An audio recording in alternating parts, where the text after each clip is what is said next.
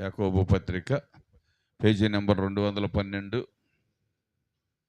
4వ అధ్యాయము 13వ వచనం కాడి నుంచి చూడండి.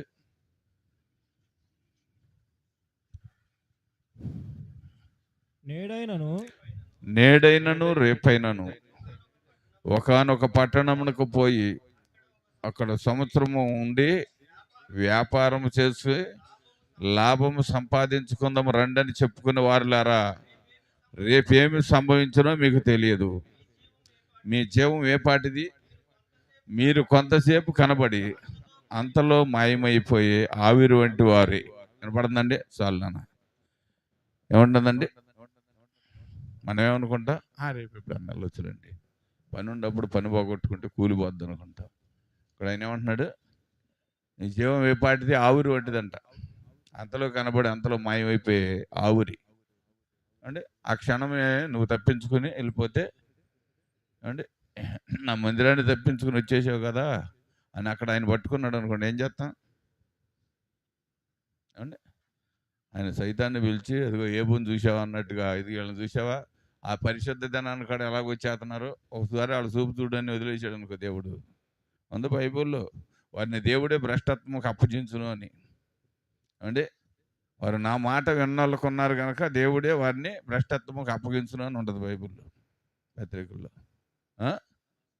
భ్రష్ట మనసుకు అప్పగించేస్తాడండి దేవుడు. ఇంక మరి ఎక్కడికి వెళ్ళి ఎవరిని చెప్పుకుంటా కూడా అవసరం ఉండదు. అర్థమవుతుందండి? జాగ్రత్తగా ఆలోచించండి. చదువునాన్న, ఇప్పుడైతే మీరు మీ డంబముల యందు అతిశయపడుతున్నారు. ఇట్టి అతిశయము అంతయు చెడ్డది. కాబట్టి మేలైనది చేయనెరిగి అలాగ చేయని వారికి పాపం కలుగును. కనబడుతుందండి? మేలైనది ఏదో తెలిసి కూడా దాన్ని చేయకపోతే పాపం కలుగుద్దంట. ఏ మార్గం మేలైనదో మనకు తెలుసు అంటే తెలుసు, కానీ మనము దేనికి ఆశపడుతున్నాము? ఏమో ఒక వారం వెళ్ళిపోతే ఏమైంది అంటే కూలికి వెళ్తే 500 వస్తాయి కదా అంటే ఒక 500 వస్తాయి కదా, ఈ వారం ఆగిపోదాంలే అని మనం అనుకుంటాం.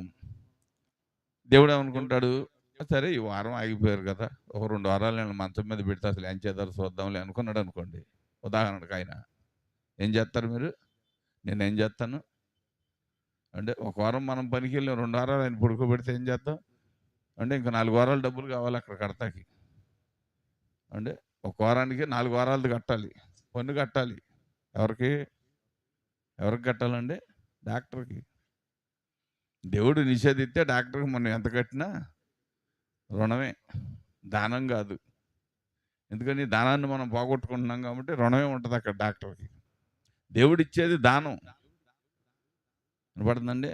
మనం చెల్లించేది రుణం. దానాన్ని పోగొట్టుకుని రుణాన్ని చెల్లించామనుకోండి అంటే పొరాన్ని చూడకపోతే రారాని కష్టాలు ఎదురవుతాయి అంట. వాక్యం ఉందో తెలుసా? పొరాన్ని చూడకపోతే రారాని కష్టాలు ఎదురవుతాయి. కష్టాలు ఎదురైనప్పుడు ఏం చేస్తాం? నువ్వు నేను అంటే ఎవరికి చెబుతాం? అప్పుడు మనం విశ్వాసులకు చెప్పుకోలేము, వెళ్ళి పిశాచులకు చెబుతాం. ఏమోనండి మేము దేవుడిని నమ్మేం కానీ దేవుడు మాకు ఏం చేయట్లేదు. దేవుడిలోకి వచ్చినాక అన్ని కష్టాలు ఎదురైనాయి అంటే కానీ దేవుడిని ఎంత కష్టపెట్టా మనం చెప్పం. ఏమంటే మన కొరకు ప్రాణం పెట్టి సమస్తమును భరించిన దేవుడిని ఎంత కష్టపెట్టా మనం చెప్పం. మనకు వచ్చిన కష్టాన్ని ఇతరులకు చెబుతాం. అర్థమవుతుందా? సరే, అలాగే ఇంకొక వాక్యం చూద్దాం కిందకి. 5వ అధ్యాయము 17వ వచనం కాడి చూడనా. సహోదరులారా, ప్రభు రాకడానికి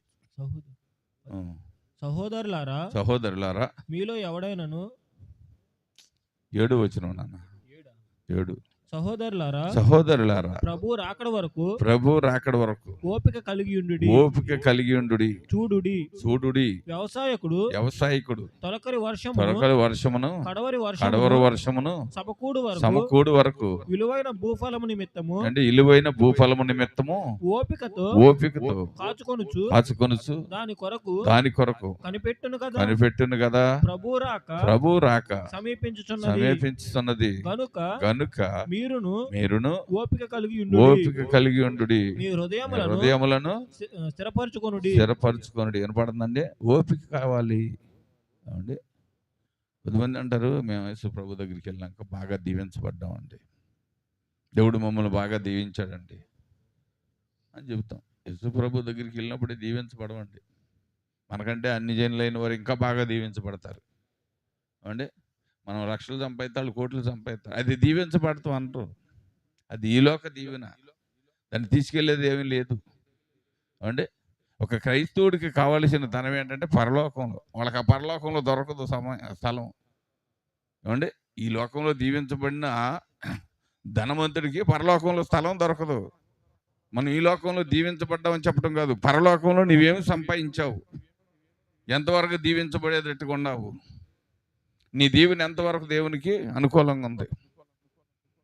దేవుని దగ్గరికి వెళ్ళి దీవించబడ్డాం, సంపాదించామని చెప్పడం కంటే, నేను పరలోకంలో చిన్న స్థలాన్ని సంపాదించుకున్నానండి, ఈ భూలోకంలో ఏమి లేకపోయినా పర్వాలేదు, కొద్ది కాలం భూమి నుండి వెళ్ళిపోతాను, పరలోకంలో నా కొరకు నా తండ్రి స్థలాన్ని సిద్ధం చేసి ఉంచాడండి, దాని కొరకు నేను ప్రయాసపడుతున్నానండి, అదేనండి నాకు ప్రతిఫలం అని చెప్పగలిగే మంచి ధైర్యం కావాలండి మనిషికి. ఎదటి వాడిని చూసి వ్యసనపడటం కాదు, అమ్మో వాళ్ళు చూడు ఎట్లా సంపాదించుకుంటారు అండి. వాళ్ళకి ఓపిక ఉంది, సంపాదించుకుంటున్నారు. నువ్వు అంతకంటే విలువైన దాన్ని సంపాదించవచ్చు మోకాళ్ళ మీద కూర్చుంటే అంటే, మోకాళ్ళ మీద కూర్చుంటే దానికంటే విలువైనది సంపాదిస్తావు. వాళ్ళు 70-80 సంవత్సరాల సౌఖ్యం కొరకు వాళ్ళు ప్రయాసపడుతున్నారు. నీవు 1000 సంవత్సరాలు అంటే 1000 సంవత్సరాలు నీ జీవితాన్ని సంతోషంగా గడుపుకున్నట్టుగా మంచి స్థలాన్ని సంపాదించుకోవాలి. అది ప్రాముఖ్యమైందండి. ఇది ఎవరు చూశారు అండి? ఇది ఎవరు చూశారు? అప్పుడప్పుడు రమణ నేను అటు వెళ్ళినప్పుడు మాట్లాడుకుంటుంటాం అండి. అక్కడ వాళ్ళు ఎవరి గురించి చెబుతాడు నాకు, వాళ్ళు ఎంతో ఉన్నతమైన జీవితం జీవించేవాళ్ళని. చూడండి పాపం వాళ్ళు ఎట్ట అయిపోయారు, పేదవారుగా అయిపోయారు. ఒకప్పుడు బాగా ఆస్తి పరులు అని చెబుతుంటాడు. ఆస్తి ఎవరంట రాదండి, అది భూమి మీద ఎవరి పక్షాన శరముగా ఉండేది కాదు. డబ్బు ఈరోజు నీ దగ్గర ఉంటుంది, రేపు నా దగ్గర ఉంటుంది ఏమండి. మనకంటే బేదకతనంగా బ్రతికిన వారే తర్వాత మన కళ్ళ ముందు ధనికులు అయిపోతారు. డబ్బు ప్రాముఖ్యమైనది కాదు, అది ఎవరి దగ్గర ఉంటుందో కూడా తెలియదు, అది స్థిరమైనది కాదు. స్థిరమైన ఆస్తి పరలోకంలో ఉన్నది. దాని కొరకు ప్రయాసపడండి, ఏడవండి, దుఃఖపడండి, కన్నీరు విడవండి అండి. కన్నీరు విలపించండి, విలపించి ఏడ్చి కన్నీరు కార్చి అక్కడ స్థలాన్ని సంపాదించండి. అబ్రహాముని దేవుడు పిలిచినప్పుడు కాలు మోపటకు కూడా స్థలం లేదు. అబ్రహాము దేవుని మాటకు లోబడి దీవించబడినాక యావత ప్రపంచం అంతా అబ్రహాము స్వాధీనంలోకి వచ్చేసింది అంటే, కాలు మోపటకు స్థలం లేని వ్యక్తికి భూమి ఆకాశం మొత్తం స్వాధీనపరచబడినాయి. ఎలాగా? దేవుని మాటకు లోబడ్డాడు. మనం కూడా దేవుని మాటకు లోబడాలి. దేవుని చిత్తానికి విధేయత చూపించే మంచి మనసు కలిగి ఉండాలి. చదువు నాన్న. సహోదరులారా, మీరు తీర్పు పొందకుండా నిమిత్తము ఒకని మీద నొకడు సనగకుడి. ఇదిగో న్యాయాధిపతి వాకిట నిలిచి ఉన్నాడు. నా సహోదరులారా, ప్రభు నామమును బోధించిన ప్రవక్తలను శ్రమానుభావమునకు ఓపికకు మాదిరిగా పెట్టుకునుడి. ఏమండి, వారి శ్రమానుభావమును అండి ఓపికగా మాదిరిగా పెట్టుకోండి. వారు ఎంత అనుభవించారు అంటే, పౌలు ఎన్ని శ్రమలు అనుభవించాడు అంటే, ఎన్నిసార్లు కొట్టారు? ఒకటి తక్కువ 40 దెబ్బలు 5 మార్లు కొట్టారు. అనేక సార్లు బెత్తాలతో కొట్టారు, రాళ్లతో కొట్టారు, పిడిగుద్దులు గుద్దారు, రోడ్ల మీద పడేసి ఈడ్చారు. ఓర్చుకున్నాడు, ధన్యుడు అయ్యాడు. పరలోకంలో యేసు ప్రభు పక్కనే సింహాసనం వచ్చింది ఆయనకి. ఏమండి, ఈ లోకంలో తల తెగి భూమి మీద పడగానే ఆత్మ వెళ్ళి సింహాసనం ఎద్ద కుడిపాక్షం నిలబడి ఉంది, తెలుసండి. ఇంకా ఆయనకి ఏం కావాలి? ఈ భూమి మీద ఏం కావాలండి? శిరత్యాగం చేశాడు దేవుని కొరకు. నా ప్రభు నా కొరకు రక్తం చిందించాడు అంటే, రక్తానికి ప్రాయశ్చిత్తం నేను చిందించాలని ఒక మంచి ఉద్దేశం కలిగి ఉన్నాడు కనుక దాన్ని చిందించి అంటే ప్రాముఖ్యమైన సింహాసనాన్ని సంపాదించుకున్నాడు ప్రభు పక్కనే. పడదండి మనం వాళ్ళు బాగుంటే అమ్మో వాళ్ళు అట్ట అయిపోయారు వీళ్ళట్టే. ఎందుకంటే ఇది ఒక జబ్బు, సనుగుడు ఆత్మ, సనుగుడు గొనుగుడు ఆత్మ. అదొక జబ్బు, కొత్త రకం జబ్బు. అది క్యాన్సర్ కంటే ప్రమాదమైంది. అది వినపడుతుందండి. సనుగుడు ఆత్మ క్యాన్సర్ కంటే ప్రమాదమైంది. దీనిని గుర్తించాలి మనం. ఎదటి వారిని చూసి మనం విజయ్ కంటే ప్రభా నా సహోదరుడికి నాకంటే ఉన్నతమైన స్థలం పరిస్థితులను ఇచ్చారు కనుక రేపు ఎప్పుడైనా నాకు ఆపత్తు తేలితే నాకు సహాయం చేస్తాడేమో, నా సహోదరుడు కదా ప్రభా, నీవిచ్చిన పనిని బట్టి, తను చేయిస్తున్న వృత్తిని బట్టి అతను నువ్వు దీవించావు కనుక రేపు ఎప్పుడైనా నాకు అవసరం అయితే వీళ్ళు అడిగితే సహాయం చేస్తాడు అని సంతోషపడాలి. ఏమంటే అతని కొరకు నువ్వు ప్రార్థన చేస్తున్నప్పుడు దేవుడు అంటాడు, అది చూసావా తన స్నేహితుని కొరకు సహోదరుని కొరకు ఎంత ప్రేమ కలిగి ఉన్నారు కనుక వీరిని కూడా వీరిని ఎంత కిందకి ఎందుకు దిగదార్చాలి, వీరిని కూడా నేను అభివృద్ధి చేయాలి అనే దేవుడికి ఆలోచన వచ్చింది. అంటే మన ప్రేమ, మన ఓర్పు, మన సహనమే మన జీవితాన్ని ఒక ఉన్నతమైన ఉద్దేశాల్లోకి నడుపుద్ది.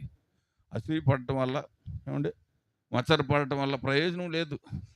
బైబిల్లో ఉంటుంది అసూయ మచ్చరము ఎముకలు కుళ్ళు అంటది. అంటే పక్కట ఎముకలు తినేద్దంట, ఎన్ని పూసలు తినేద్దంట. అందుకే క్యాన్సర్ కంటే ప్రమాదమైంది. అంటే క్యాన్సర్ ఏ చాల్తీలు తినదు, ఎముకల్ని వాటిని తినదు, కానీ అసూయ తినేద్ది.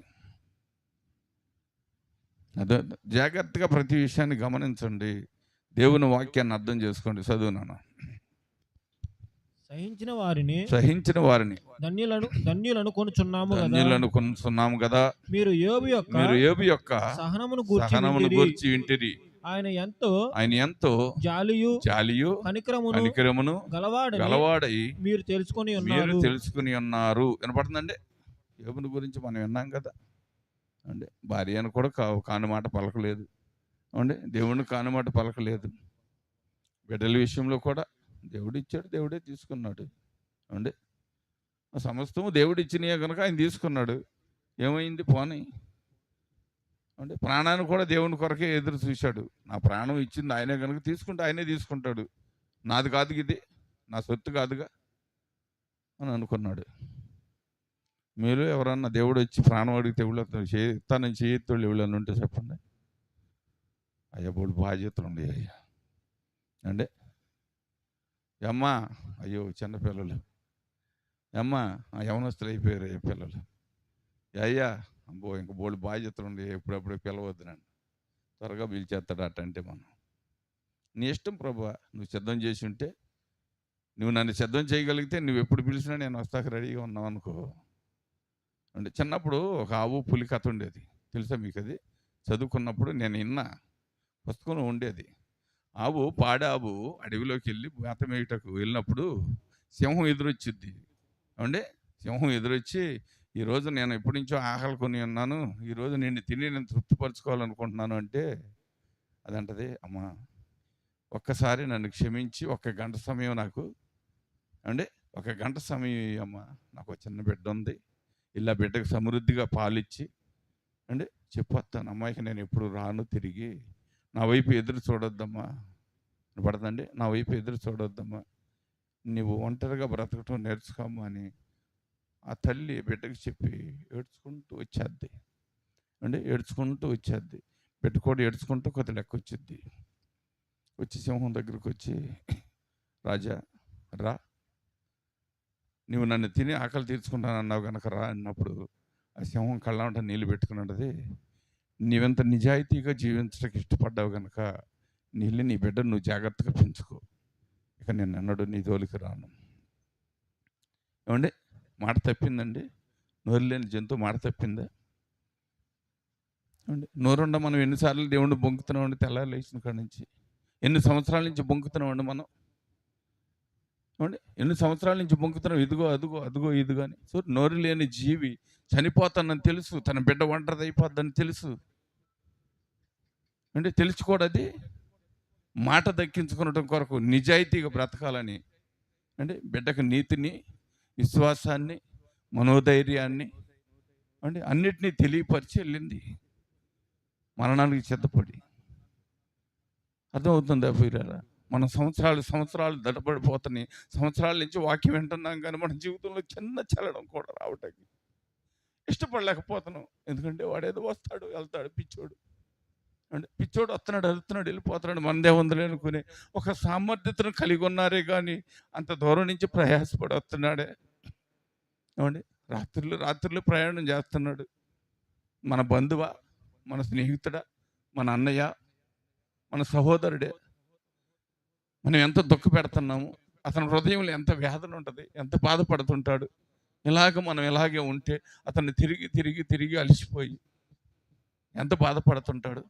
సామాన్యుడు మానవుడిగా అతనే బాధపడుతున్నాడు. దేవుణ్ణి ఎంత దుఃఖపరుస్తున్నాడు ఎప్పుడైనా అర్థం చేసుకున్నారా పిల్లలారా? ఈ విషయంలో మీరు అర్థమైందా మీకు ఎప్పుడైనా? అసలు గ్రహించారు ఎప్పుడన్నా నా కష్టాన్ని గ్రహించండి. మీరు దేవుడి కష్టాన్ని ఎలా గ్రహిస్తారండి? ఏమండి, ప్రతినిధిగా వచ్చిన నన్నే మీరు గ్రహించలేనప్పుడు దేవుణ్ణి గ్రహించగలుగుతారా మీరు? అర్థం చేసుకోండి. నేను ఎందుకు మాట్లాడుతున్నాను మీకు అర్థం అవ్వాలి. సంవత్సరాలు గడిచినాయి, ఏదో మన జీవితంలో మార్పు వచ్చిందా? పని నూతన సృష్టి మనం కలిగి ఉన్నామా? నూతన జీవితాన్ని కలిగి ఉన్నామా? క్రైస్తత్వాన్ని సంపూర్తిగా ఇతరులకు చెప్పగలిగే తెలివి జ్ఞానం మనలో ఉందా? చెప్పండి, మాట్లాడండి. ఎవరైనా లేదు నేను అలా ఉన్నాను, కరెక్ట్గా నేను ఈ పని చేస్తున్నానని చెప్పడానికి దమ్ముందా ఎవరికైనా? లేదు. ఏమండి, ఆరోగ్యం ఇచ్చాడు దేవుడు, కష్టపడుకుంటున్నాం, ఏదో 4 డబ్బులు సంపాదించుకుంటున్నాం, సమృద్ధిగా బ్రతికేతనం అనుకుంటున్నారు. కానీ అసలు నీకు ఆరోగ్యం ఇచ్చిన దేవుడు ఎక్కడున్నాడు? అంటే నువ్వు సమృద్ధి జీవంలో నడువుటకి దేవుడు నీకు ఈ ఆరోగ్యాన్ని ఎందుకు ఇచ్చాడు? నేను భూమి మీదకి ఎందుకు పంపించాడు? తన పని నిమిత్తం ఏర్పాటు చేసుకున్నాడు కదా. ప్రత్యేకించబడి అనేకుల నుంచి నిన్ను ఏర్పాటు చేసి బయటికి తెచ్చాడు కదా. మరి ఆయన కొరకు నువ్వు చేసిన త్యాగం ఏది? అంటే యేసు ప్రభు ఆకాశం నుంచి భూమి మీదకి వచ్చి ఆయన ఏం చేశాడు? ప్రజలు నశించిపోవటం ఇష్టం లేకే కదా భూమి మీదకి వచ్చింది, అవునా కదా? వచ్చి ఏం చేశాడు? ప్రజల కొరకు ప్రాణం పెట్టాడు, ఎన్నో నిందలు భరించాడు, అవమానాలు భరించాడు. అన్నిటినీ చేసిన ప్రభువుని మనం గుర్తించలేకపోతున్నాం అంటే మనం ఎంత అవిధేయతలో బ్రతుకుతున్నావో తెలుసా ప్రియులారా? జాగ్రత్తగా అర్థం చేసుకోండి. అంటే జాగ్రత్తగా అర్థం చేసుకునే వాక్యాన్ని అర్థం చేసుకున్నట్టు ప్రయత్నించండి. ఇంకొక మాట చదువు నాన్న, 12వ వచనం. నా సహోదరులారా, ముఖ్యమైన సంగతి ఏదనగా ఆకాశం తోడు గాని తోడని గాని భూమి తోడని గాని మరి దేని తోడైనను ఒట్టు పెట్టకొనక మీరు తీర్పు పాలు కాకుండానట్లు అవునంటే అవును, కాదంటే కాదని ఉండవలెను. మీలో ఎవనికైనాను శ్రమ సంభవించిన అతడు ప్రార్థన చేయవలెను. ఎవనికైనాను సంతోషం కలిగిన అతడు కీర్తనలు పాడవలెను. పడుతుందండి. శ్రమ కలిగినప్పుడు ప్రార్థన చేయాలి. అంటే సంతోషం కలిగినప్పుడు కూడా దేవుణ్ణి మహింపరచాలి. అప్పుడు కూడా దేవుణ్ణే మహింపరచాలి. అంటే మనం మహింపరచడం దేవుడు మొత్తం చుట్టుపక్కల ఉన్న వాళ్ళందరూ ఫోన్లో నెంబర్లన్నీ తీసి చెబుతాం, నాకు దేవుడు ఎంత చేశాడు అంత చేశాడు. అందుకే దేవుడి కొరకు నేనేం చేయలేదన్న విషయం దేవుడు చేసింది చెబుతాం. కానీ ఏమండి, ఇవాళ మనం సంతోషంగా ఉన్నామంటే కారణం ఏంటి? దేవుడిచ్చిన స్వాస్థ్యం మనల్ని నిలబెట్టిందిట. ఏమండి, లేకపోతే ఎన్నో కొరతల్లో ఉన్నాం మనం. దేవుని దగ్గర రాకముందు ఎన్నో కొరతలు ఉన్నాయి, అవునా కదా? కొరతల్లో బ్రతుకుతూనే రాలేదా అరాకొరగా? దేవుడు సమృద్ధి జీవాన్ని లేదా? మీలో ఎవరికి దేవుడు న్యాయం చేయలేదు చెప్పండి? అంటే ఎవరు న్యాయం చేయలే మీకు? అంటే సమాధానం లేని కుటుంబాల్లో సమాధానం రాలేదా దేవుడు వచ్చినాక? ఏమండి, ఐక్యత లేని కుటుంబాల్లో ఐక్యత కలగలేదా? ఏమండి, లోటుపాట్లు ఉన్న కుటుంబాల్లో లోట్లు తీర్చలేదా దేవుడు? ఏమండి, హీనమైన స్థితిలో ఉన్నవారిని గనులుగా ఎంచటకు దేవుడు సిద్ధం చేయలేదా? ఇంకా దేవుని కొరకు దేవుడు చేయని పని ఏంటి? దేవుడి కొరకు మనం ఎందుకు చేయలేకపోతున్నాం ఈ పని? దేవుని పని అర్థం చేసుకోవాలి మీరే. దేవుడు ఎందుకు చెబుతున్నాడు ఈ విషయాలన్నీ, మన కొరకు ఎందుకు రాశాడు అంటే బైబిల్ 2 అంచులు గల కట్టుగా ఇంకొక మాట చూపిస్తాను చూడండి మీకు. కొరింథీయులకు రాసిన పత్రిక చూడనా,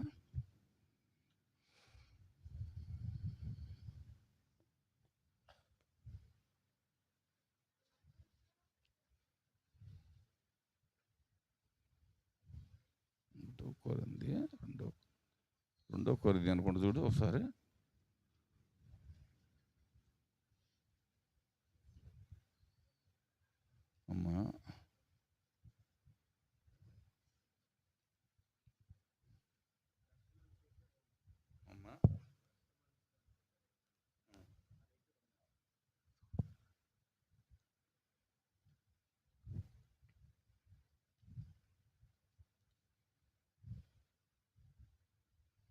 5:11 చూడండి అన్న.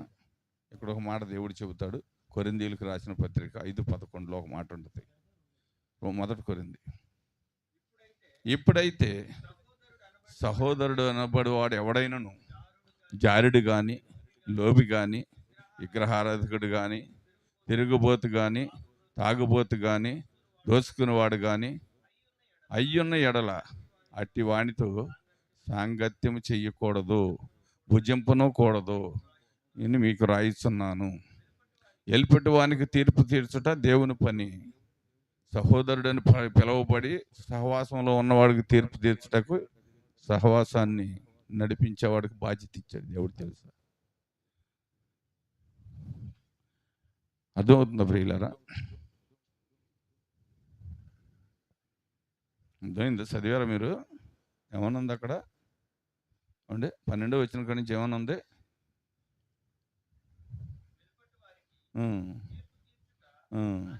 నాకెలా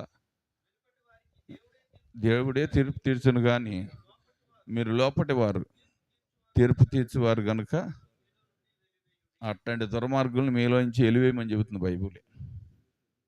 కనపడుతుందండి? అలాంటి దుర్మార్గులను మీరే ఎలివేయచ్చు. ఆ అవకాశం, ఆ అధికారం మీకు ఇచ్చాను అంటున్నాడు.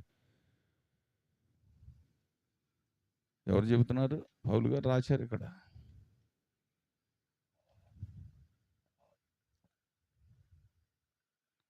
ఎంతమందిని వెళ్ళొచ్చో తెలుసటైతే ఏరి అంటే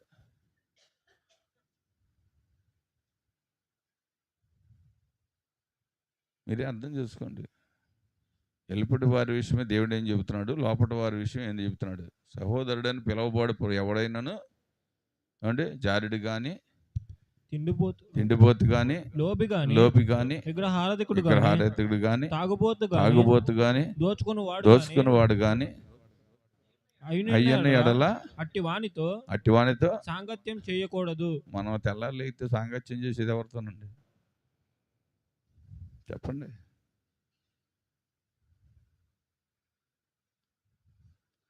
లోకస్తులైన వారితో సంగత్యం చేయొద్దని చెబుతారు ఇక్కడ. సహోదరుడని పిలవబడి వాడు ఇటుకు లోబడిన వాడితో సంగత్యం చేయొద్దు అంటుంది బైబిల్. దేవుని దగ్గరికి వచ్చి దేవుని మాటలకు లోబడి దేవుని ఉద్దేశాలని నెరవేరుస్తానని ప్రమాణం చేసిన వాడు అలాగ ఉంటే, అలాంటి వాటికి కక్కుర్తిపడి తినేవాడు అయితే అట్టండి వాడిని వెలేయమని చెబుతుంది సంఘంలో నుంచి బయటికి. బైబిలే చెబుతుంది, నేను చెబుతున్నా. అంటే ఇప్పుడు వెలేయటం మొదలు పెడితే ఎంతమంది నిలబడతారండి? అవునా? ఎంతమంది నిలబడతారు అండి? దేవుని వాక్యాన్ని కూడా వక్రీకరించకుండా, దానికి కూడా లోబడి ఇంకా తగ్గించుకున్నా అండి, ఆ వాక్యాన్ని కూడా బయట పెట్టకుండా తగ్గించుకుని ఉన్నా, అది ఎలా ఉందంటే చేతగానితనంగానే ఉంది కానీ అండి, అది ఓర్పు సహనంగా కనబట్టలా. వాళ్ళు అలాగే చెబుతారు, అరుచుకుని పోతారు అనుకుంటున్నారు అంతే. ఏమండి, మీరు రానంటే నేను ఆగిపోతాక సిద్ధమే అండి. నేను వచ్చి మీ డబ్బుల కొరకు లేకపోతే వేరే ఆటి కొరకు నేను ఆశపడి ఇక్కడ రావట్లా. అర్థమైందా ప్రియులారా? కానీ ఏంటంటే ఆత్మరక్షణ విలువైనది, పరిపూర్ణమైనది కనుక దాని విషయమే కట్టుబడి అంటే ప్రయాసపడుతున్నాం. దాని విషయమే కట్టుబడి ప్రయాసపడుతున్నాం. లేకపోతే మీటింగులు అన్నీ ఎందుకండి? డబ్బులు ఖర్చే కానీ ఇటు వల్ల ఏమైనా ప్రయోజనం ఉందా అండి? మీరు మనిషికి 4 ఏళ్ళు 3 ఏళ్ళు వేసుకుంటే నలుగురి మీద సరిపోతుంది. మరి నేను ఒక్కడిని వీళ్ళందరినీ తీసుకురావాలంటే నాకు 10,000 పైన అవుతాయి అండి.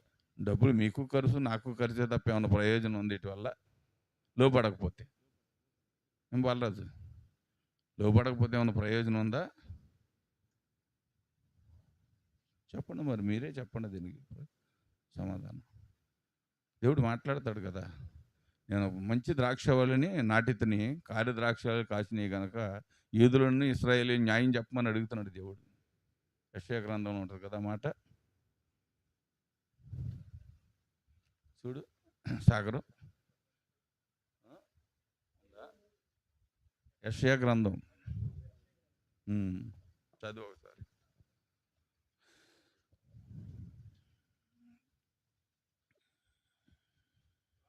కావున యెరూషలేము నివాసులారా, యెరూషలేము నివాసులారా, యోధావారులారా, యోధావారులారా, నా ద్రాక్ష తోట నా ద్రాక్ష తోట విషయము నాకు న్యాయం న్యాయం తీర్చవలెనని తీర్చవలెనని మిమ్మల్ని మిమ్మల్ని వేడుకొనుచున్నాను. వేడుకొనుచున్నాను. నేను నా నేను నా ద్రాక్ష తోటకు చేసిన దానికంటే చేసిన దానికంటే మరేమి దానికి మరి ఏమి చేయగలను? దానికి చేయగలను? అది ద్రాక్ష పండ్లు అది కాయునని ద్రాక్ష పండులు కాయనని నేను నేను కనిపెట్టినప్పుడు కనిపెట్టినందుకు అది కారు అది ద్రాక్షలు కారు కాయుటకు ద్రాక్షాలు కారణమేమి? కాసింది. అంటే కారు ద్రాక్షాలు కాయటకు కారణం ఏమి? ఆలోచించుడి. నేను నా ద్రాక్ష నేను నా తోట ద్రాక్ష తోటను చేయబో కార్యము మీకు మీకు తెలియచెప్పేదను. నేను అది మేసివేయబడినట్లు మేసివేయబడినట్లు దాని కంచెను కొట్టి కొట్టివేసేదను. అంటే వినపడుతుందా? దాన్ని పశువులు అనేకమైన జంతువులు వచ్చి మేసివేయబడటకు దాన్ని చుట్టూ వేసిన కంచి తీసేస్తాను అంటున్నాడు దేవుడు. అంటే దేవుడు కంచి తీసేస్తే ఏ బాగాడా? నువ్వు నేను ఆగుతామండి దేవుడు కంచి లేకపోతే తీసేస్తాను అంటున్నాడు. దాని విషయం నాకు న్యాయం చెప్పండి. చదువు నాన్న. నేను అది వేసినట్లు అది మేసివేయబడినట్లు దాని కంచెను కొట్టివేసేదను. అది త్రొక్కబడినట్లు దాని గోడను పడగొట్టి దాన్ని పాడు చేసేదను. అది శుద్ధి చేయబడదు, పారతో త్రవ్వబడదు. దానిలోనే గచ్చపొదలను బలిరక్ష చెట్లను బలిసియుండును. వినపడుతుందండి? హృదయం బీడైపోద్ది. అప్పుడు దేవుడు వదిలితే ఏమైపోద్దండి? హృదయం బీడి కఠినం అయిపోద్ది. ఇక దేనికి వెళ్ళినా ఏది భయం కూడా ఉండదు అండి. దేనికి భయపడవు. ఇక నువ్వు ఎక్కడికి వెళ్ళినా అవమానం తప్ప నీకు మేలు అంటూ రాదు. దేవుడు నిషేధించేసాడు దాన్ని. దాని విషయం అడుగుతున్నాడు, నాకు న్యాయం చెప్పండి. నేను మంచి ద్రాక్షాలు కాసిద్దని చెప్పి నేను మంచి తీగలు తెచ్చి పెడితే ఇది కారు ద్రాక్షాలు కాయటం కారణం ఏంటి? నేను దానికి ఏమో అన్యాయం చేశాను? నేను దేవుడే అడుగుతున్నాడు న్యాయం చెప్పమని అండి. ఈ ప్రజల నిమిత్తం దేవుడు న్యాయం అడుగుతున్నాడు. మనందరం యథార్థంగాను మంచి ఫలాలు ఫలించే ద్రాక్షవల్లిగా ఉండాలనుకున్నాడు ఆయన. ఆయనేమో వ్యవసాయకుడు, తండ్రిగా ఉండాలనుకున్నాడు అంటే ఆయన తండ్రిగా అధిపతిగా ఉండాలనుకున్నాడు. మనం మంచి ద్రాక్షాలు మంచి తీగలుగా ఉండి ఫలించే వారిగా ఉండాలని దేవుడు ఆశపడుతున్నాడు. ఇప్పుడు ఇందాక మనం చదివాం కదా, కడవర వర్షమును అంటే తొలకరి వర్షమును కడవర వర్షం కొరకు రైతు అలాగే ఎదురు చూస్తాడు, పంట చేతికి వచ్చిద్దని. అలాగే యేసు ప్రభు కూడా చూస్తున్నాడు. చనిపోకముందే వీళ్ళ కంఠంలో ప్రాణం ఉండగానే నా వైపుకి తిరుగుతారా, నన్ను గణపరుస్తారా, నా రాజ్యమునకు ఉపయోగపడేవారుగా ఉంటారా, నా చిత్తాన్ని నెరవేరుస్తారా అంటే ఇంకా కొద్ది కాలం చూద్దాం అని ఓర్చుకుంటున్నాడు అండి. తొలకరి వర్షం పడినప్పుడు విత్తనాలు వేస్తాడు రైతు. కడవర వర్షం కురిసి ఆగిపోయినాక కోత పని మొదలు పెడతాడు.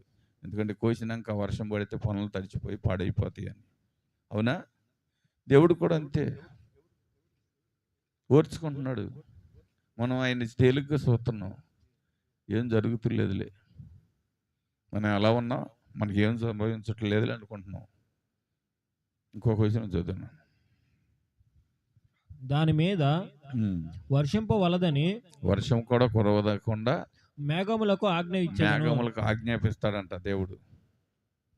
ఇశ్రాయేలు వంశము సైన్యములకు అధిపతియగు ద్రాక్ష తోట యోధా మనుషులు ఆయనకి ఇష్టమైన వనము. ఆయన న్యాయం కావాలనని చూడగా బలత్కారమే కనబడెను. నీతి కావాలనని చూడగా రోదన వినబడెను. అంటే రోదన వినబడిందంట.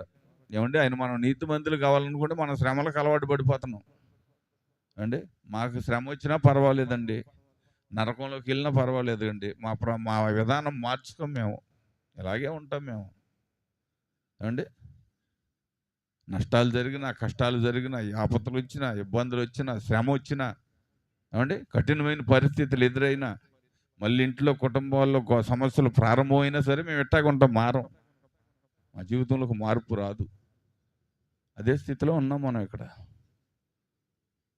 దేవుడు మనకు తెలియపరుస్తున్నది అది. అర్థమవుతుందండి? ఎందుకు చెబుతున్నానో మీరు అర్థం చేసుకోండి. ఏమండి, ప్రభువునందు ప్రయాస ఎన్నడూ అర్థం కాదని నేను నమ్మకంతోనే ప్రయాసపడుతున్నాం. ఏమండి, ప్రభునందు ప్రయాస ఎన్నడూ అర్థం కాదనే ప్రయాసపడుతున్నాం. ఆ ప్రయాసను మీరు తేలిగ్గాను ఏమండి చులకనగాను ఇంకా ఏదో మీ నుండి ఏదో లాభం పొందటకు ప్రయాసపడుతున్నాం అనుకుంటే అది మీ అవిధేయత అని నేను అనుకుంటున్నా. మరి మీరేమనుకుంటున్నారో నాకు తెలియదు. అదేనండి, ఇలాంటి మీటింగులు పెట్టి మిమ్మల్ని ఇబ్బంది పెడతాం నాకు ఇష్టం అనిపిస్తలా. ఎందుకనంటే మీకు మీటింగుల మీద కూడా సరైన దృష్టి లేదని నేను అనుకుంటున్నాను. రాకపోతే ఏమన్నా అనుకుంటారని వస్తున్నారే కానీ ఇది పని, ఇది మన బాధ్యత, మనకు చేయవలసిన పని ఇది అండి.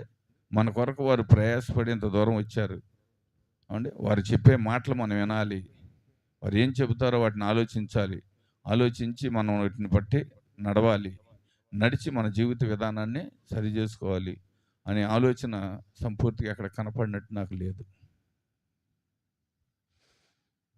ఏమండి, దీనివల్ల నాకు వచ్చే లాభం నష్టమేం లేదు అంటే నాకు వచ్చే నష్టం ఏం లేదు.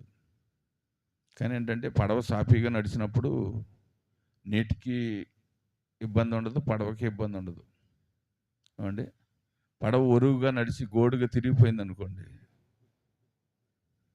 ఏమండి గోడుగా తిరిగిపోయింది అనుకోండి, పడవకి ప్రమాదమే, పడవలో ప్రయాణం చేసే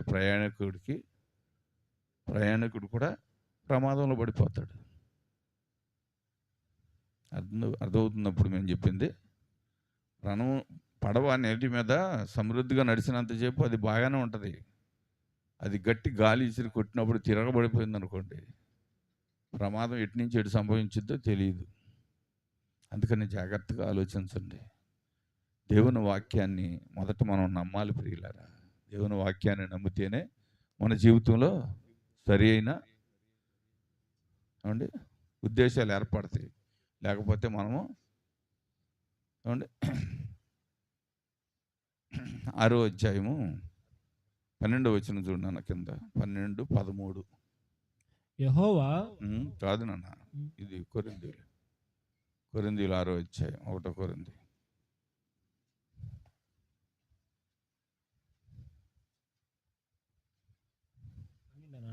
12 వచనం 6-12. అన్నిటి యందు నాకు స్వతంత్రం కలదు గాని అన్నియు చేయదగినవి కావు. అన్నిటి యందు నాకు స్వతంత్రం కలదు గాని నేను దేని చేతను లోపరచబడకొనుకుండునట్లు భోజన పదార్థములను కడుపు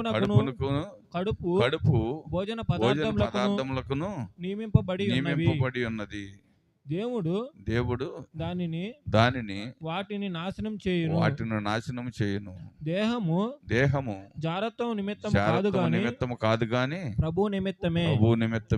ప్రభువు దేహం నిమిత్తమే. దేవుడు ప్రభువును లేపెను. మనలను కూడా తన శక్తి వలన లేపెను. వినపడుతుందండి? దేవుడిని ఎలాగే లేపాడో ప్రభువుని ఎలా లేపాడు. ప్రభు మనల్ని కూడా లేపుతాడంట. మనం పరిశుద్ధులుగా ఉండి చనిపోతే అండి ఆయన రెండో రాకడ వచ్చినప్పుడు మనల్ని తీసుకుని వెళ్ళిపోతాడు పరిశుద్ధులు సంఖ్యలోకి. సిద్ధపడి ఉండాలి. ఎప్పుడు సిద్ధపడతాం అంటే శరీరము ఆత్మ రెండు మనలో ఉన్నప్పుడే, శరీరంలో ఆత్మ ఉన్నప్పుడే సరి చేయబడతాం. ఆత్మ శరీరం ఏరైపోయినాక సరి చేయబడలేము. మనం చెప్పాను కదా, నేను ఆత్మ చుట్టూ తిరిగి గద్దులేద్ది. ఏడవద్దు మీరు, నేను ఇక్కడే ఉన్నాను, ఎందుకు ఏడుస్తారు అని ఆత్మ తిరుగుద్ది. అంటే అది మనకు తెలియదుగా, కనపడదు కదా, గాలి కదా అంటే ఆత్మ గాలి లాంటిది. ఏమంటే దాన్ని గ్రహించలేం కనుక ఏడుతుంటాం మనం. అది వచ్చి మనం సొరబడి అది ఇదని చెబుతూ ఉంటుంది కానీ మనకు అర్థం కాదు. అందుకని ఈ రెండు మన శరీరంలో అది మా ఆత్మ శరీరం కలిసి ఉన్నప్పుడే ప్రతి ఒక్క దానిని సరిదిద్దుకోవాలి. నీ కంఠంలో ప్రాణం ఉండగానే నువ్వు సృష్టికర్తని స్మరణకు తెచ్చుకోవాలి. అంటే దీపం ఉండగానే ఇల్లు చక్క పెట్టుకోవాలి. ఈ రెండు లేకోకుండా ఎప్పుడో కరెంటు పోయినా సర్దుకుందామంటే ఎన్ని కొండలు ఎటు చాలా చెదిరైపోతాయో తెలుసా? ఏమండి, నువ్వు మరణం అయిపోయినాక నీ ఆత్మ ఏం చేయగలుగుద్ది? నా ఆత్మ ఏం చేయగలుగుద్ది భూమి మీద? ఏమండి, ఏదైనా సాధించగలమా? మనం మరణం అయిపోయినాక ఏమైనా సాధించగలమా? దేన్నైనా చేయగలమా? రాము, చేయటానికి అవకాశం ఉందా? రాము, చేయటానికి అవకాశం ఉందా? మరి ఇప్పుడు మనం ఏం చేస్తున్నాం? దేవుని కొరకు మనం ఏం చేస్తున్నాం? దేవుడిచ్చిన ఆలోచన తలంతులు మనం ఏం చేస్తున్నాం? ఎక్కడ పెట్టాం వాటిని? భూమిలో పాతి పెట్టాం. భూమిలో పాతి పెట్టేసి అంటే మన స్వచ్ఛతాలు నెరవేర్చుకుంటూ వెళ్ళిపోతున్నాం. అంతేగాని దేవుడిచ్చిన తలాంతులను మనం అంటే సాపీగా కొనసాగించట్లే, అంటే సమృద్ధిగా కొనసాగించట్లే. కారణం ఏంటంటే మన స్వకీయ దురాశలను నెరవేర్చుకున్నట్టు కొరకు అంటే మన తాత్పర్యమును బట్టి మనం నడుస్తున్నామే తప్ప దేవుని తాత్పర్యం కలిగి దేవుని ఉద్దేశాలు నెరవేర్చాలనే కోరిక మనలోకి రావట్లా. మరి ఎప్పుడు మనం దేవునితో కలిసి ఉంటాం? దేవుని ఉద్దేశాలు ఎప్పుడు నెరవేరుతాం? చచ్చిపోయిన వాళ్ళు వీళ్ళని నెరవేర్చినట్టు ఎక్కడన్నా జీవగ్రంథంలో కానీ ఏదన్నా వేరే బుక్కుల్లో రాయబడి ఉండయా? చనిపోయినాక పలానా ఆయన ఈ పని చేశాడండి నేను చెప్పటానికి? యేసుప్రభు ఒక్కడే లేచి ఏమండి పని చేశాడని ఉందగానే ఇంకా ఏ మనుషుడు మళ్ళీ తిరిగి వచ్చి పని చేసి వెళ్ళాడని నేను చెప్పటానికి లేదు. అలా చేయగలిగితే మనిషి చనిపోవడం, అంటే తిరిగి మళ్ళీ బ్రతికొచ్చే అవకాశం ఉంటే మనిషి చనిపోవడం. అందుకనే మనిషి మనిషిగానే ఉంటాడు. మనిషి అన్నాడు దేవుడు కాజాలడు. అంటే మనిషి మనిషిగానే ఉంటాడు కానీ మనిషి అన్నాడు దేవుడు కాజాలడు. దేవుడు దేవుడే, మనిషి మనిషి. అర్థమవుతుందా?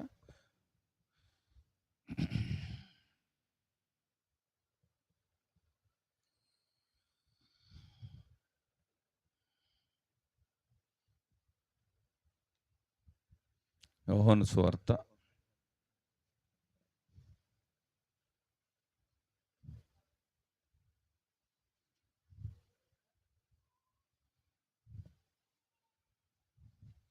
2వ అధ్యాయము 15వ వచనం చూడనా?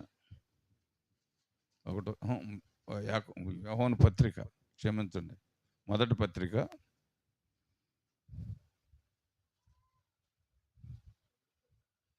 2:15 చూడనా? ఈ లోకమునైనను లోకంలో ఉన్న వాటినైనను ప్రేమింపకుడి. ఎవడైనను లోకమును ప్రేమించిన ఎడల తండ్రి ప్రేమ వానిలో నుండదు. కనపడుతుందండి. లోకాన్ని ప్రేమించేవాడికి దేవుని ప్రేమ ఉండదంట. స్త్రీలైనా పురుషులైనా.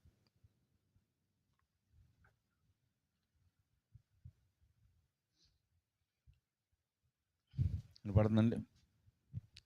ఈ లోకాన్ని ప్రేమించే వారిలో తండ్రి ప్రేమ ఉండదంట. చదువు నాన్న. లోకములో ఉన్నదంతయు అనగా శరీరాశయు నేత్రాశయు జీవపు డంబమును తండ్రి వలన పుట్టినవి కావు. అవి లోక సంబంధమైనవే. లోకమును దాని ఆశయు గతించిపోతున్నవి గాని దేవుని చిత్తమును జరిగించువాడు నిరంతరము నిలుచును. వినపడుతుందండి. దేవుని చిత్తం చేసేవాడు నిరంతరం చనిపోయినా బ్రతికే ఉంటాడు. ఏమంటే శరీరమే మన్నులో కలిసిద్ది కానీ అతను ఎప్పుడు బ్రతికే ఉంటాడు. ఇవన్నీ వ్యర్థంగా పోయాయి. ఏవి మంట వచ్చేవి కాదు. కానీ వీటి కొరకు మనం ఎంత పాకులాడిపోతాం తెలుసండి. వీటి కొరకు అది నాది ఇది నాది. ఏమండి ఇప్పుడు ఎవరన్నా ఊరిని ఉదాహరణ చెబుతానండి. నేను వాక్యం చెబుతున్నాను, మీరు వెళ్ళిపోతున్నారు. రోడ్డు మీదకి వచ్చినాక ఏమండి ఒక 2 బత్తాలు డబ్బు తెచ్చి అక్కడ రోడ్డు మీద పోసారనుకోండి, ఇది మనది కాదు మనకెందుకులే అనుకుంటామా? అమ్మో అంటే చేతులు చాపి నా చెయ్యి ఎక్కడ తగిలితే అక్కడ వరకు నాదే అని దాని మీద పడిపోతాం బొక్కబాలరుగా. అవునా కదా రమణ? రాము అవునా? పడిపోయి ఇక్కడికి నాది, ఎంత మటుకు నేను అంటుకున్నాను అంటే టచ్ అయ్యింది, ఇది నాదే, ఇది అదే. అందుకే ఇక్కడ రాశాడు ఆయన అండి యోహాను ఇక్కడ రాసింది అందుకే. ఎందుకనంటే ఆయన ప్రభువుని పరమనున్న ప్రభుతో ముఖాముఖిగా మాట్లాడాడు. యోహాను గారు పరమనున్న ప్రభుతో ముఖాముఖిగా మాట్లాడాడు. అందుకే ఇవన్నీ ఇక్కడ మనకు లెక్కించబడినాయి అండి. ఈ లోకంలో ఎందుకు పనికిరాని వాటిని ప్రేమిస్తున్నాం కానీ మనము జీవింపజేయుటకును భూమి మీద నివాసం ఉంచుటకును అండి అన్నిటికీ సామర్థ్యత కలిగిన దేవుని ప్రేమించలేకపోతున్నాం. లోకంలో ఉన్న వాటిని అన్నిటిని ప్రేమిస్తున్నాం. బాధ వస్తే మామూలుగా ఏరు పారినట్టు పారుతాయి మాటలు దేవుడి దగ్గర. అండి ప్రభా నేను ఎన్నిసార్లు తప్పిపోయి నాకే తెలియదు ప్రభా, నేను ఎన్నిసార్లు దుఃఖ పెట్టాను నాకే తెలియదు ప్రభా. ఎప్పుడు శ్రమ వచ్చినప్పుడు కాస్త దుఃఖ పెడతానే ఉన్నాను, దుఃఖ పెట్టాను తెలియదు. ఇప్పుడు ఇవాళతో మానేసినట్టు చెబుతాం. అంటే శ్రమ తగ్గిదాకా. శ్రమ తగ్గినాక మళ్ళీ ఎప్పుడు మామూలే. ఏమన్నా బంధకాలు చిక్కపడ్డాం అనుకోండి, ఆ బంధకాలు తెగిపోవటం కోసం అప్పటికప్పుడే దేవుణ్ణి శాసించేస్తాం. నువ్వు చెయ్యి ప్రభా, నేను నీ కొరకే ఉన్నానుగా అండి, ఆయన శాసించేస్తాం. మరి ఆయన కూడా శాసించేస్తే మనల్ని మీ కొరకు ఇన్ని వనరులు కల్పించాను కదా, ఒక్కటి కూడా నెరవేర్చలు, మీరు భూమి మీద ఉండి ఎవడకు మేలు, రండి మీ కొరకు అగ్నిగుండం తయారు చేశాను అన్నాడు అనుకోండి, ఏం చేస్తారు? వెళ్ళాలిగా నోరు మూసుకుని. లేదట కాదులే ప్రభు రేపు వస్తానంటే అవకాశం ఉంటుందా? ధనమంత్రి ఆయన అనలేకపోయాడేమని. ధనమంత్రి మనసాత్రి నువ్వు త్రాగు సుఖించంటే, ఎర్రోడా నువ్వు 7 కాలాలకు సంపాదించావు కానీ ఈ రాత్రే నీ ప్రాణం అడుగుతున్నారు, నీకంటే ముందు వచ్చిన వాళ్ళు రామని పెట్టి ప్రభు పిలిచాడు. ఆ రాత్రి వెళ్ళి అడుగుతున్నాడు బేదలాజరును చూసి, అయ్యో తండ్రి అయిన అబ్రహమా, నీ రొమ్మున అనుకున్న బేదలాజరు చిటికి నేలు ముంచి ఒక బొట్టేమనయ్యా, ఈ మంటల్లో తట్టుకోలేకపోతున్నాను. మరి 7 కాలాలకు కొట్లు కట్టించి దాచిన ధనం ఏమైపోయింది ఏమండి? ఒక్క కాలం కాదు 7 కాలాలకు సరిపడా దాచాడంట ఆయన. ఒక సంవత్సరానికి 2 సంవత్సరాలకు కాదు, 7 కాలాలకు సరిపడా సమృద్ధి జీవాన్ని కొట్లో కట్టి దాచించాను, తాగు తిను నీ ఇష్టం, నువ్వేం సుఖిస్తావో సుఖించు అని ఇత్తలవిడికి గంతులేస్తున్నాడు. ఆయన వచ్చి పిలుస్తున్నాడు, ఆయన స్వరం వచ్చి పిలుతుంది, మరి ఎర్రివాడా ఈ రాత్రే నీ ప్రాణం అడుగుతున్నారు, రారా నాయన అంటున్నాడు. అన్నకు వెళ్ళిపోయాడు. పిలవగానే వెళ్ళిపోవాలి. ఇక నువ్వు నేను వాయిదాలు ఇయట కుదరదండి అండి. వారాలోడు కాదు, అయ్యా ఈ వారం లేదు వచ్చే వారం ఇస్తానంటే వెళ్ళిపోటాకి అండి. ఈ వారం లేవండి, పనులు లేవు కత్తి అంటే సర్లే వచ్చేవారు మీ ఎప్పటికప్పుడు ఎప్పుడు ఇట్టాగే చెబుతున్నారమ్మ సాకులు అని చెప్పి వెళ్ళిపోతాడు తిట్టుకుంటా. ఈయన వెళ్ళడు, డైరెక్ట్ తీసుకెళ్ళిపోతాడు. ఇసుకుపోతే డైరెక్ట్గా వచ్చేయమంటాడు.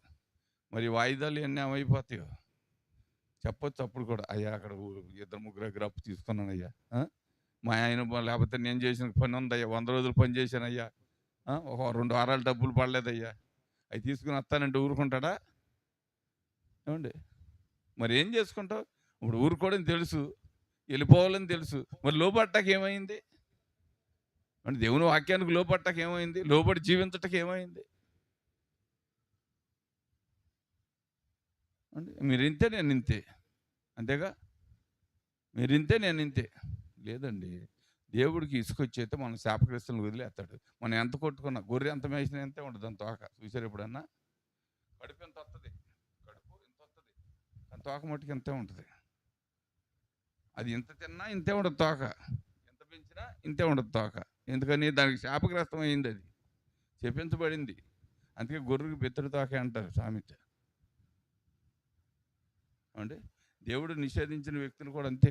వాళ్ళు ఎంత కష్టపడినా, ఎంత డొల్లినా, తెల్లవారులు బురద రాసుకున్నా తెల్లారినాక మళ్ళీ బురదే అంటే. రాసుకుని వచ్చి కడుక్కున్నా మళ్ళీ బురద అంటుకుంటుంది. ఎందుకని? దేవుడు కడగలా, మనం కడుక్కుంటున్నాం. మన శరీరం మన నీళ్ళతో కడుక్కుంటున్నాం కాబట్టి అది ఎప్పుడు మురుగ్గానే ఉంటుంది. అదే దేవుడు కడిగితే మన మురుకు వదులుద్ది. ఆయన ఏమన్నాడు? అమ్మా నువ్వు ఇచ్చిన నీళ్ళు తాగితే మళ్ళీ దాహం అవుద్ది, కానీ నేను ఇచ్చి జీవజల ఓటలు నీకు ఇస్తే నువ్వెన్నడో దాహం అడగవు అని చెప్పాడు. అన్నాడా? అయితే నాకు ఇయ్యండి అయ్యా అంది. వెళ్ళి నీ భర్తను తీసుకురా అన్నాడు. అబ్బాయి నాకు అది భర్తలు లేరు, 5 ఉండారమ్మ, ఒకళ్ళు కాదు 2 కాదు, కానీ 5 నీ భర్తలు గారు, ఇప్పుడు నీ దగ్గర లేరాళ్ళు అంటే. జాతకం చెప్పాడు. మన జాతకం కూడా దేవుడికి తెలుసు ఏమండి. ఎదురుపడితే మన జాతకం కూడా చెబుతాడు సమృద్ధిగా. కానీ ఆ గడిలోనే ఒక మిషనరీగా మారింది. మనం ఎన్ని సంవత్సరాలు మిషనరీ కాదు కదా, మన కుటుంబాన్ని కట్టుకునే శక్తి సామర్థ్యాలు కూడా రావట్లేదు మనకి అంటే. సంవత్సరాలు దొల్లుకుంటూ వెళ్ళిపోతున్నా ఆమె ఒక మిషనరీగా మారి ఆ ప్రదేశం అంతటిని మార్చింది. మన కుటుంబాన్ని మార్చటకు మన వల్ల కావట్లేదు అంటే. మనలో పట్టుదల లేదు, ఆమెలో పట్టుదల ఉంది ఏమండి నేను రేడు రాబోతున్న క్రీస్తుని చూశాను, మనం వస్తాడనుకునే మెస్సయ్య ఇక్కడ నా ముందే ఉన్నాడు, నేను నా కళ్ళతో చూశాను, ఆ బావి దగ్గర ఉన్నాడు, నాకు జీవజల నదులు ఇస్తానన్నాడు, రండి మీ అందరికి చూపిస్తాను అని వచ్చారు కదా, ఏం వెళ్తే మనం వెళ్తాం అనుకోలే. ఏమండి దేవుని ఆ నేత్రాల్లోంచి ఆ పోర్సు ఆ అమ్మాయి మీదకి వెళ్ళింది. ఏమండి ఆ నేత్రాల్లో ఉన్న ఆకర్షణీయమైన పోర్సు ఆ అమ్మాయిలోకి వెళ్ళింది. ఆ అమ్మాయి మాట్లాడుతున్నప్పుడు ఆ మాటల్లో నుంచి ఆకర్షణ ఆ ప్రజల మీదకి వచ్చింది. ఆ ప్రజలు అందరూ ఆ మాటకి లోబడి ప్రభు దగ్గరికి వచ్చారు. ఏమండి ఇప్పుడైనా నువ్వు చెప్పవసరంలా, మేము కళ్ళారా చూసాం కనుక మేము నమ్ముతాం అన్నారు వాళ్ళు. అంటే నువ్వు చెప్పవసరం లేక మేము కళ్ళారా చూసాం, ఇది నిజమే, మేము నమ్ముతాం, ఈ సత్యాన్ని మేము నమ్ముతాం, గ్రహిస్తున్నాం, గ్రహించాం మేము. మరి మనం గ్రహించింది ఏదండి? ఏమండి మనం గ్రహించింది ఏది? 11 దాకా చెప్పమన్నారు మా అయ్యగారు. 11 వరకు వదలొద్దని చెప్పారు మా అయ్యగారు. మరి ఇప్పుడు ఎంతమంది నిద్ర అయితే అంతమందికి 1500 జలమని వేస్తా, మీ ఇష్టం. తర్వాత అమ్మగారితో సహా అయ్యగారితో సహా ఎవరైనా సరే మనిషికి 1500 జలమని వేస్తా, అది మీ ఇష్టం. మరి కడతారో లేచి వెళ్ళిపోతారు ఇక్కడి నుంచి, మీ ఇష్టం. 11:30 అవుద్దా 12కి వదిలిపెట్టినా, రోజు తినే ఆకలేగా, రోజు తినే భోజనమే, ఇది పెద్ద కొత్త కాదు. అటన్నా ఒక పూట భోజనం లేకపోతే చచ్చిపోడు మనిషి, 10 రోజులు భోజనం లేకపోయినా చనిపోడు అండి. రోజుకు 1 లీటర్ నీళ్ళు తాగి బతకగలడు మనిషి, భోజనం లేకపోతే చచ్చిపోడు, దాహం లేకపోతే చచ్చిపోతాడు. దీన్ని కనపడుతుందా? మరేం చేద్దాం ఇప్పుడు చెప్పండి? ఇంకో క్వశ్చన్ చూడన్నా. చిన్నపిల్లలారా ఇది కడవరి గడియ, ఇది కడవరి గడియ, క్రీస్తు విరోధి వచ్చునని వింటిరి కదా. ఇప్పుడును అనేకులైన క్రీస్తు విరోధులు బయలుదేరి ఉన్నారు. ఇది కడవరి గడియ అని దీని చేత తెలుసుకొనుచున్నాము. వారు మనలో నుండి బయలువెళ్ళిరు గాని వారు మన సంబంధులు కారు. వారు మన సంబంధులైతే మనతో కూడా నిలిచియుందురు. అయితే వారందరూ మన సంబంధులు కారని ప్రత్యక్షపరచబడినట్లు వారు బయలువెళ్ళిరి.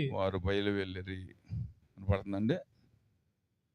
నా పిల్లలారా, ఇదిగో అండి దేవుడు ఏమని పిలుస్తున్నాడు? పిల్లలారా అని పిలుస్తున్నాడు. ఇక్కడ పౌలు అదే చెబుతున్నాడు, చిన్నపిల్లలారా. మన చిన్నపిల్లలు లాంటి వారుగా ఉంటే మేలు. చిన్నపిల్లలు ఉండరు. ఇప్పుడు వీళ్ళు జాన్ వెస్లీ, చార్లీస్ వెస్లీ ఉన్నారనుకోండి, అల్లర పని చేశారు అండి. మనం ఇక్కడ ఉన్నవారు ఎవరో కొట్టినా ఏడుస్తారు, మళ్ళీ 10 నిమిషాల తర్వాత పిల్లగానే వస్తారు. ఎందుకని? వారికి ద్వేషము పగ తెలియదు అండి. వారికి ద్వేషం ఏంటో పగ ఏంటో తెలియదు. మళ్ళీ పిలవగానే వచ్చేస్తారు. నన్ను కొట్టారుగా, నేను వెళ్తే మాట్లాడకూడదు అనుకోరు అండి. క్రైస్తవుడి జీవితం కూడా అలాగే ఉండాలి. పగలతోనూ ప్రతీకారంతో నడిచేది క్రైస్తవ జీవితం కాదండి. పగ ప్రతీకారం క్రైస్తవ అలాగే పగబెట్టుకుంటే యేసు ప్రభు అండి పగబెట్టుకోవడం అయితే ఆ దినాల్లో యూదులందరినీ అండి దేవదూతల సమూహాన్ని దెమ్మని మొత్తాన్ని హతమార్చేసేవాడు. లేదనుకోండి, ఆయన నేను ప్రభు ఈ శ్రమ అనుభవించని ఈ ప్రజలందరిని చంపేయమని తన తండ్రికి చెప్పేవాడు. ఆ బాధలు ఓర్చుకోలేక, అవునా? ఆ బాధను ఓర్చుకోలేక, ఆ కొరడా దెబ్బలు తట్టుకోలేక, ఆ ముళ్ళ కిరీటాన్ని గెండు గుచ్చుకుంటుంటే ఆ బాధ భరించలేక అండి, మేకులు కొడుతుంటే ఆ బాధ భరించలేక, అయ్యా ఈ బాధ నేను పడలేను కానీ మా అందరిని తీసేసుకొని ఒక మాట అన్నాడు అనుకోండి, భూమి మీద సృష్టి ఉండేదా అండి? మనుషులు ఉండేవాళ్ళ? ఆయనకు ఆ ద్వేషము ఆ పగ లేదు. తండ్రి వీరేం చేస్తున్నారో వీరిని క్షమించమని, ఆ క్షమాగుణమే ఇప్పుడు మనకు ప్రాణం మీదకి తెచ్చింది. ఆయనకు క్షమించటం వల్లే మనం గర్విష్ఠులం అయిపోయాం. ఆయన ప్రతీకారం తీర్చుకుంటే అంటే మరి రెండో వాళ్ళకి భయం అంటే తెలుసుకొచ్చింది. ఆయన ప్రతీకారం తీర్చాడు అనుకోండి, ఎవరైతే ఆయన ఆజ్ఞతోటి దాటి వెళ్ళారో వాళ్ళని అక్కడికక్కడే జడ్జిమెంట్ ఇచ్చేసాడు అనుకోండి, రెండో మనిషి తప్పు చేయడాక నాకు జడ్జిమెంట్ వచ్చిద్దామని భయం ఉంటుంది, అవునా? ఒకసారి జడ్జిమెంట్ జరిగిందనుకోండి ఒకరికి, సంఘం అంతటికి భయం పుట్టుద్ది. అర్థమవుతుందా? అననీయ సప్ఫీరాలకి ఏమండి ఇద్దరు ఏక మనసుతో ఒకే మాట కలిగి ఉన్నారు. ఏమని? మనం ఎంతకే అమ్మేమని చెప్పు. అయితే నేను చచ్చిపోతాను, నువ్వు బతుకున్నప్పుడు అడుగుతారు, అప్పుడైనా మాట మారి చెప్పమని చెప్పాలి. ఎందుకంటే చచ్చిపోతామని తెలియదు వాళ్ళకి. దేవుని బిడ్డల ముందు అబద్ధం ఆడితే చచ్చిపోతాం అన్న విషయం తెలియక నిబంధన చేసుకున్నారు. అక్కడికి చెప్పాడు పేతురు, అమ్మా ఇదిగో నీ భర్తను పాతిపెట్టి వచ్చిన పాదాలు గుమ్మంలోనే నిలబడి ఉన్నాయి, నువ్వైనా నిజం చెప్పండి. లేదా అంతకే మేము ఎవరో తీసి పడి చచ్చిపోయిందాం కూడా. దాచుకున్న డబ్బు ఎవరు తిన్నారండి? ఇసాకు నీకు ఏమైనా ఇచ్చారా? ఇసాకు నీకు ఏమైనా ఇచ్చారా? అన్నయ్య సప్ఫీరాలు. అమ్మా సరస్వతి నువ్వు కానీ వెళ్ళి తెచ్చుకున్నావా? మరి ఏమైపోయింది? దేవుని సేవకులకి దక్కలా, దేవుడికి దక్కలా, వాళ్ళకి దక్కలా. ఏమైపోయింది ఆ డబ్బు? అయితే ఈ మధ్యలో ఒకటి జరిగి ఉంటుంది, వనజమ్మ కొట్టేసి ఉంటుంది ఆ డబ్బు. నిజం, వనజమ్మ కొట్టేసి దానికి వెనక్కి వెళ్ళిపోయింది అండి. వాళ్ళిద్దరూ లేరు, ఆ మిగిలిన డబ్బు ఎక్కడ ఇట్టారో తెలిసి ఉంటుందేమో, ఏం కొట్టేసి వెనక్కి వెళ్ళిపోయింది. మళ్ళీ ఎదురుంటే అడుగుతారేమని. ఎరా అంతేనా? చూడండి ప్రియులారా, నవ్వుకుంటున్నాం అనుకుంటున్నారేమో. పడుతుందా అని చెప్పాడు పేతురు. అమ్మా నువ్వైనా నిజం చెప్పు, ఇదిగో నీ భర్త చనిపోయాడు, ఆయన పాతిపెట్టి వచ్చిన పాదాలు గుమ్మంలోనే నిలబడి ఉన్నారు, అది యవ్వనులే ఆ పాతిపెట్టి వచ్చిన వాళ్ళు, నువ్వైనా నిజం చెప్పండి. లేదయ్యా అంతకే అమ్మాము. ఏమండి డబ్బు ఏమైపోయింది? ఇద్దరూ చనిపోయారు, దాచుకున్నారు పాపము. ఎప్పుడో బతుకుదామని దాచుకున్నారు. రాబోయే కష్టకాలాల్లో మనకు మిగిలి ఉంటుంది, అప్పుడు మనం హాయిగా తినొచ్చు, ముసలోళం అయిపోతాం కదా, వృద్ధులం అయిపోతాము, కష్టపడుకునే ఓపిక ఉండదు, దేవుని పేరు మీద ఇచ్చేతనం కాబట్టి కొంచెం దాచుకున్నాం అనుకో, తర్వాత ఉంటుంది అనుకున్నారు. వీళ్ళిద్దరూ మీ మాట చెప్పగానే చచ్చిపోయారు. మరి డబ్బు ఏమైంది? ఎవరు కొట్టేశారు? పాలు కొట్టేశాడా? దాన్ని కొట్టేశాడా? చెప్పండి. మనం అనుకునేది వేరు, జరిగేది వేరు అండి. జరగవలసింది జరగక మానదు. జరిగేది ఎప్పుడైనా జరుగుద్ది, జరగవలసింది ఎన్నడూ ఆగదు. కానీ మనము ఒక నిబంధన చేసుకున్నాం, దానికి కట్టుబడి ఉండాలి. శ్రమ రాకముందే దీపం ఆరిపోకముందే, నీ కంఠంలో ప్రాణం పోకముందే నీవు దేవుణ్ణి సృష్టికర్తగా ప్రేమించి ఒప్పుకొని క్షమించమని అడిగి నీ జీవితాన్ని సరిచేసుకుంటే నువ్వు దేవుని రాజ్యానికి వారసత్వ పక్కనే కలిగి ఉంటావు. లేకపోతే నువ్వు దాచుకున్నదే ఏమి ఉండదు. అది ఎవరు తింటారో తెలియదు, అది ఎవరికి దక్కుద్దో తెలియదు. నువ్వు ఇంత తాపాత్రం పడి దేవుణ్ణి కూడా పోగొట్టుకుని సంపాదించిన సొమ్ము ఏమైపోద్దో తెలియదు నీకు. ఆ కట్టులో ప్రాణం వెళ్ళిపోయినాక కొంతమంది చుట్టాలు వచ్చాము, చనిపోయిన వ్యక్తి చుట్టూ తిరుగుతారు. కొంతమంది చుట్టాలు వచ్చి బీరువాళ్ళు పెట్లు ఎత్తుక్కుంటారు. ఎందుకని? ఎక్కడెక్కడ దాచారు, ఏమేమి దాచారు. ఎందుకనంటే తర్వాత ప్రత్యేకించి వచ్చి ఎతికితే వాళ్ళ బంధువులు ఎవరైనా అతకట్టుకుంటారు. ఇప్పుడు అందరూ ఏడుపు మొత్తులో ఉన్నారు కాబట్టి మన పని మనం చేసుకోవచ్చు అని వాళ్ళ పని వాళ్ళు చేసుకుంటారు. నువ్వు కష్టపడ్డావు, సంపాదించాలనుకున్నావు, ఎవరికో పెట్టాలనుకున్నావు, అది ఎవరో తింటాకి ఉపయోగపడద్దు. దానివల్ల నీకు వచ్చిన ప్రయోజనం ఏంటి? నీకు వచ్చిన లాభం ఏంటి చెప్పండి? నువ్వు దేవుణ్ణి మోసం చేసావు, సమయాన్ని మోసం చేసావు, సమయాన్ని దొంగిలించావు, యథార్థతను పోగొట్టుకున్నావు, దేవుడిచ్చిన వాగ్దానాన్ని పోగొట్టుకుంటున్నావు, దేవుని చిత్తాన్ని నువ్వు నెరవేర్చలేకపోతున్నావు, సంపాదించింది వేరే వాళ్ళకి ఇచ్చేస్తున్నావు. దానివల్ల నీకు కలిగిన మేలేంటి, లాభం ఏంటి? మిగిలినంత పాపం అనుభవించేది అనుకున్న వారే. నువ్వు మిగిల్చిందంత పాపము, అనుభవించవలసింది 100 రూపాయలు తెలియని బిడ్డలే. దానికి కారణం ఎవరు? తల్లిదండ్రులుగా మనమే, పూచీదారులు మనమే. మన అక్రమ జీవితము, లేకపోతే మన ద్వంద్వ స్వభావము, దేవునికి అపనమ్మకంగా జీవించిన జీవితం వారు మొయ్యాలి కర్మ. వారు మొయ్యాలి కర్మ. చూడండి, ఒక దొంగవాణి కుమారుడు మంచి వ్యక్తి అయినా ఏమంటారు తెలుసా? రే ఇది మంచివాడు అని అనుకుంటాం, వీళ్ళ బాబు దొంగతనం చేసేవాడు, వీళ్ళ అమ్మ దొంగతనం చేసేది, వీడికి కూడా స్వభావం వచ్చింది, దయచేసి ఎట్టంటోడికి సహాయం చేయకూడదు అంటారు. అదే మంచివాడు కొడుకు దొంగోడైనా వాళ్ళ అమ్మ నాన్న చాలా మంచివాళ్ళండి, చాలా మంచి బతికారండి, వీడి కర్మెట్ట అయిపోయింది కానీ వాడికి సహాయం చేస్తారు. దొంగనే ప్రోత్సహిస్తారు మంచివాడికి ఈ భూమి మీద. అందుకని మనం వ్యర్థమైన వాటి కొరకే ఆశపడుతున్నాం కానీ జీవమునిచ్చే దేవుణ్ణి సంపూర్తిగా అర్థం చేసుకుని లోపడలేకపోతున్నాం. ఆయన మాటకి, ఆయన వాక్యానికి లోపడలేకపోతున్నాం, ఆయన ఆశలు నెరవేర్చలేకపోతున్నాం, ఆయన ఆశించిన వాటిని మనము సంపూర్తిగా నెరవేర్చలేకపోతున్నాం. తెలుసా మీరు? అసలు అర్థమవుతుందా అండి? వాక్యం అర్థమవుతుందా?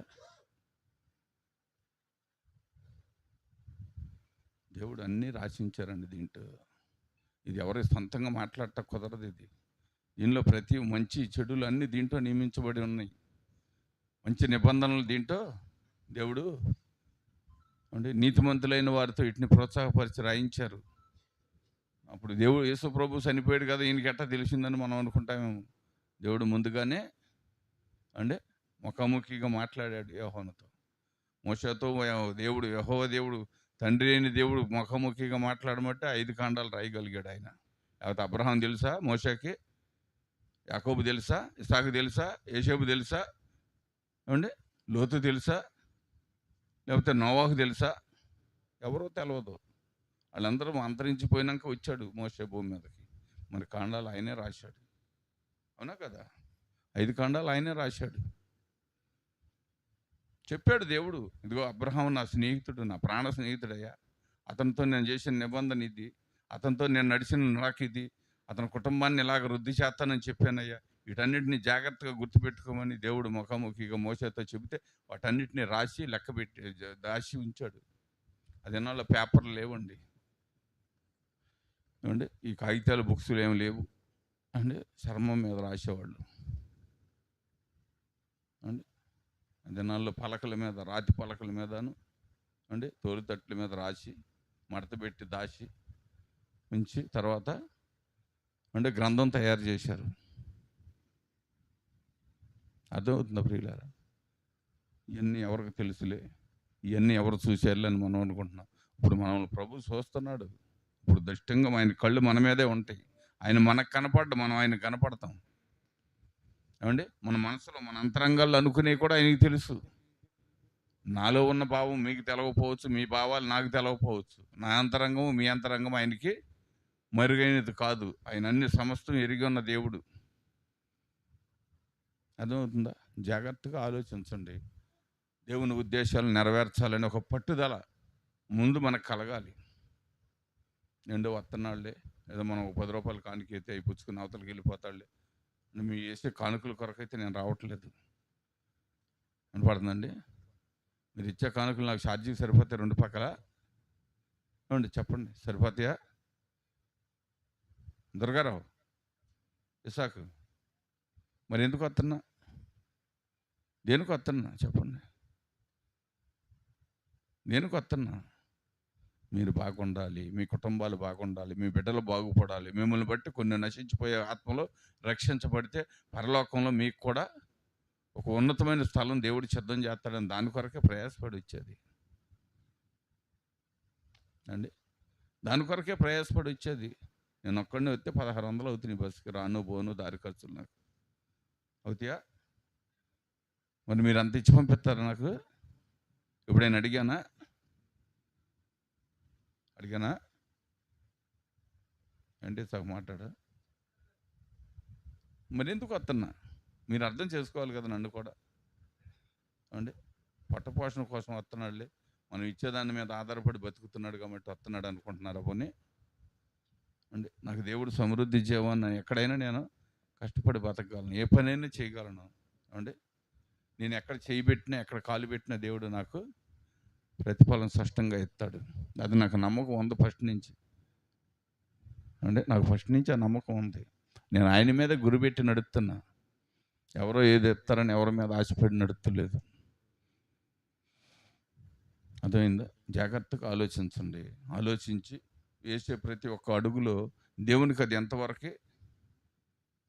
ఎంతవరకు ఇష్టకరమైన పని చేస్తున్నాం, ఇష్టంగా ఉన్న పని చేస్తున్నాం, ఎంతవరకు ఆయనకి వ్యతిరేకమైన పని చేస్తున్నానని చెప్పి మీరే గ్రహించాలి. మీరు గ్రహించినప్పుడే మీకు అర్థం అవుద్ది దేవుని వాక్యం. అర్థమవుతుందమ్మా? మీరే గ్రహించి నడిచినప్పుడు అది మీకు అర్థం అవుతుంది.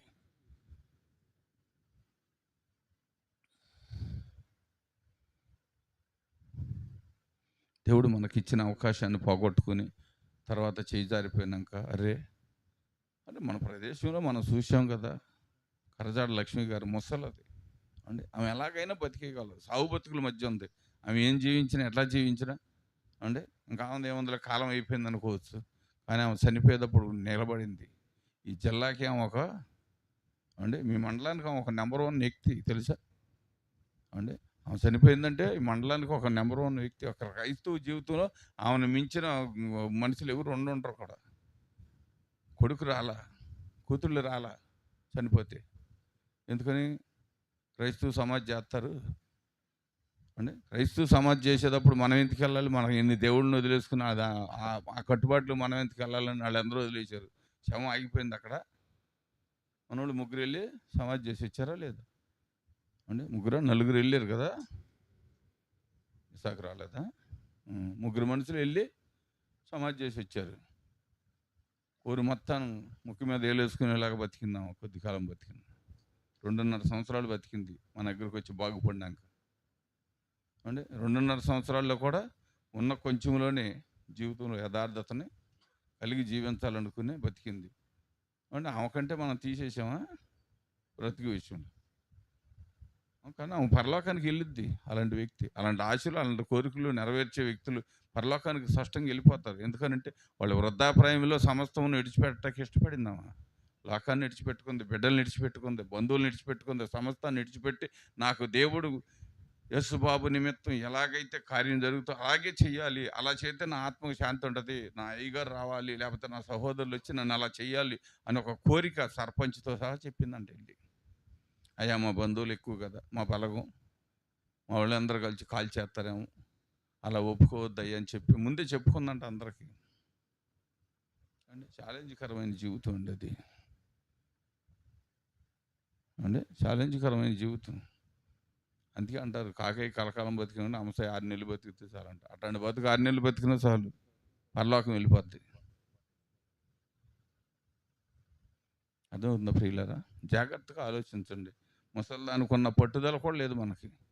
రేపో మాపో చచ్చిపోతాం అనుకున్న ముసలి 8 నెలలు మంచంలో తీసుకుంది ఏమండి క్యాన్సర్తో. 2.5 సంవత్సరాలు లేచి తిరిగింది మళ్ళీ అంటే ప్రయాణాలు చేసింది.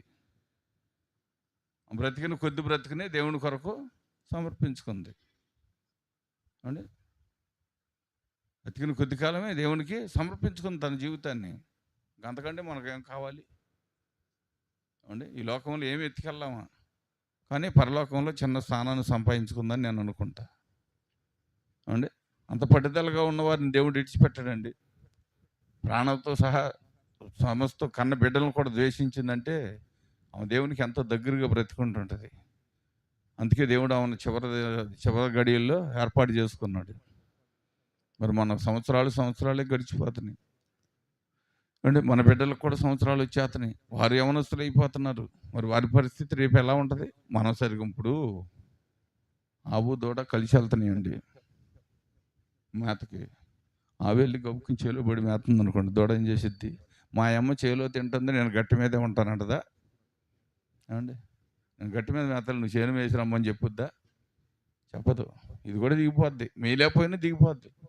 నీ దిగటం వల్ల మెయ్యిపోయినా తొక్కుడికైనా నష్టమే కదా యజమానుడికి అంటే. అది కాలుతో తొక్కిన దుబ్బులైనా దేవుడికి యజమానుడికి నష్టమే కదా. మరి రేపు మన పరిస్థితి కూడా అంతే అంటే. మనం నడిచే మార్గాన్ని మన బిడ్డలు నడుపుతారు, మనం చేసే క్రియలు మన బిడ్డలు చేస్తారు. ఎందుకంటే వాళ్ళు కళ్ళతో చూస్తున్నారు. అందులో మనం తెచ్చిన కష్టార్జితం తినేవారు వాళ్ళు అండి. మనం తెచ్చిన కష్టార్జితం తిని బతుకుతున్నారు కనుక ఆత్మ వాళ్ళ మీద పనిచేసిద్ది. మనం మార్చుకుంటేనే వాళ్ళు మారుతారు. మొదట మనం మార్చుకుని మన ప్రవర్తన అంతా సరిగా ఉంటేనే మన బిడ్డలు మారతాకి ఇష్టపడతారు. లేకపోతే దొందే. మా అమ్మ చేలో మేతుంది, నేను చేలో మేతాను అని వెళ్ళిపోద్ది. మేతం రాకపోయినా అంటే ఆ తస్తలతో ఇట్టి పీకుద్ది ఆ ఉరిదుబ్బుల్ని ఏమండి. పాపం ఊరిని మొలిసిద్దండి. చూడండి, మనం ఏమైనా పనికొచ్చే విత్తనాలు పెట్టండి, కొన్ని వస్తాయి కొన్ని రావు. ఏమైనా పడేసిన విత్తనాలు చూడండి, గడ్డి విత్తనాలు కానీ ఇంకేమైనా పనికిరాని, అటంతరకు ఏం మొలుతాయి, అటు నీళ్ళు పోయే అవసరంలా, ఎరువు వేయే అవసరంలా, స్పీడ్గా పెరుగుతాయి. అవునా? పాపం కూడా అంతే. ఒకరు చెప్పవసరం లేదండి, మీ నాన్న అలా చేశారు, మీ అమ్మ అలా చేసింది. మన స్వభావమే వాళ్ళని నడిపించుద్ది. మనం 20 సంవత్సరాల వయసులో ఎలాంటి పరిస్థితుల్లో బ్రతుకుతామో అదే 20 సంవత్సరాలు మన బిడ్డలకు వచ్చేటప్పుడు ఆ ఆత్మ వాళ్ళ మీద పనిచేసిద్ది. 20 సంవత్సరాల వయసులో మనం చేసిన ప్రభావితమైన జీవితం ఆ 20 సంవత్సరాలు మన బిడ్డకు వచ్చేటప్పుడు ఆ ప్రభావితం ఆ వ్యక్తి మీద చూపించింది. ఈ లోపు నువ్వు కడగబడి ఒప్పుకుని క్షమించబడితే వాళ్ళకి అది రాదు. లేదు నువ్వు ఇలాగే ఉంటే ఖచ్చితంగా దేలుబడి చేసిద్ది. అప్పుడు నువ్వు ఏడుస్తావు, ఇదేంటి ఇంత జాగ్రత్తగా చెప్పిన, ఇన్ని రకాలుగా చెప్పిన ఈ వ్యక్తి ఇలా చేస్తున్నాడు ఏంటని ఏడుస్తావు. కానీ గతం నువ్వు చేసింది మర్చిపోతావు. నువ్వు పెద్ద వ్యక్తి అయిపోయావు కదా, నువ్వు తీర్చిదిద్దబడిపోయినట్టు అయిపోయావు కదా, నువ్వు పెద్ద సంఖ్యలోకి వచ్చేసావు కనుక ఆ బుడ్డ సంఖ్య నీకు కష్టం అనిపించిద్ది. వాళ్ళు చేస్తున్న పనులు నీకు ఇష్టం అనిపించవు, బాధ కలిగెత్తి. మరి నువ్వు చేసినప్పుడు మీ తల్లిదండ్రులు ఎంత బాధపడ్డారు, వారు చేసినప్పుడు దేవుడు ఎంత బాధపడ్డాడు గమనించారా? బల్లి లేదు, బల్లి తక్కువ తండ్రి అండి. దేవుడు ఎంత బాధపడుతున్నాడు, నీ బిడ్డను నువ్వు ఓర్చుకోలేకపోతున్నావు, నిన్ను ఓర్చుకున్న దేవుడు ఎంత బాధపడుతున్నాడు. ఇది గమనించాము ఎప్పుడన్నా? ఎంత దూరం ఎప్పుడైనా ఆలోచించావా? అది మనకు అంత దూరం అందదు అంటే, మనకు అంత దూరం అందదు. మనం బ్రతికిపోతున్నామో లేదా, తర్వాత వాళ్ళు ఏమైపోతే అనుకుంటాం, ఏమైపోదు. వాళ్ళు మనం ఉండగానే, మనం పెట్టిన చెట్టు మనం ఉండగానే కాయలు కాసేసిద్ది. మనం వెళ్ళిపోయేదాకా ఆగదు కాయలకి అంటే కాసేసిద్ది. అది మంచి చెడు మనకు అర్థమైపోద్ది. ఇప్పుడు ఆ కారు ద్రాక్షల గురించేగా దేవుడు ఎడుతుంది, బాధపడుతుంది. నేను మంచి ద్రాక్ష వాళ్ళని నాటితిని, కారు ద్రాక్షలు కాసినాయి, అసలు వీటి నిమిత్తం ఏంటో నాకు న్యాయం చెప్పండి అంటున్నాడు దేవుడు.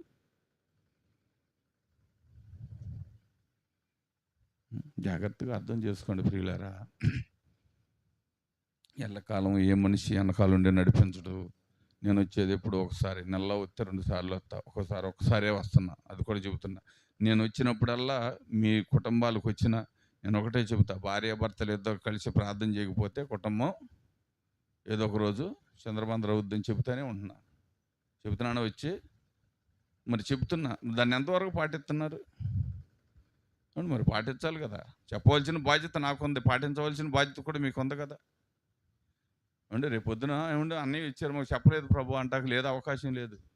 అందుకే యేసు ప్రభు ఏం చెప్పాడు శిశువుల్ని, నేను పంపించిన గృహానికి వెళ్ళండి, వారు పెట్టిందే తినండి, అక్కడే ఉండండి అంటే. అక్కడ మీరు నేను చెప్పమన్న మాటలు చెప్పినప్పుడు వాళ్ళు వినకపోతే పాదధూళి దులిపొచ్చేయండి, రేపు తీర్పు దినాన ధూళి వచ్చి లెక్క చెప్పుద్దని చెప్పాడు యేసు ప్రభు. మనిషి అవసరంలా, మనిషి దులిపేసి వెళ్ళిన దుమ్ము వెళ్ళి చెప్పుద్దంట. అయ్యా వచ్చి చెప్పారు, చెప్పినప్పుడు వీళ్ళు కట్టారు కానీ దాన్ని పాటించలేదు కనుక వీళ్ళ పరిస్థితి ఇదని చెప్పి ధూళి వెళ్ళి సాక్ష్యం చెప్పుద్దంట. ఈ శిశువులు చెప్పవసరలా అండి, ఈ యజమానుడు యాజమానుడు చెప్పవసరలా, ధూళే వెళ్ళి చెప్పుద్ది మన గురించి సాక్ష్యం. అప్పుడు శిక్ష ఎవరు వేస్తారు? సేవకుడు వేస్తాడా? దేవుడే వేస్తాడు అండి, దేవుడే వేస్తాడు శిక్ష. అందుకే జాగ్రత్తగా గుర్తుంచుకుని అండి, మనం ఎలా ఉండాలి, మన జీవిత విధానం ఏంటి, మనం జీవిస్తున్న జీవితంలో ఎంతవరకు దేవునికి ఇస్తున్నాము అండి. రంగు వేసుకున్న తెలిసిపోద్ది తెలుసా?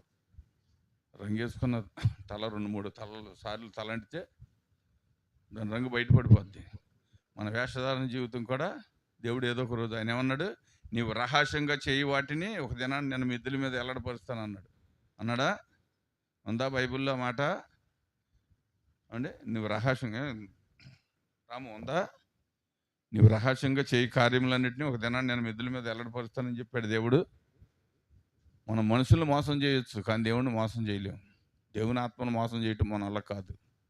అందుకే జాగ్రత్తగా ఆలోచించండి, మనం ఎలా ఉన్నాము, ఇప్పుడు ఏం చేస్తే మనం దేవునికి సంపూర్తిగా ఇష్టలుగా మారుతాము అనే సందర్భం. ఒక అంశాన్ని 5 నిమిషాల సమయం ఉంది, 10 గంటలకి 5 నిమిషాలు ప్రార్థన చేయండి.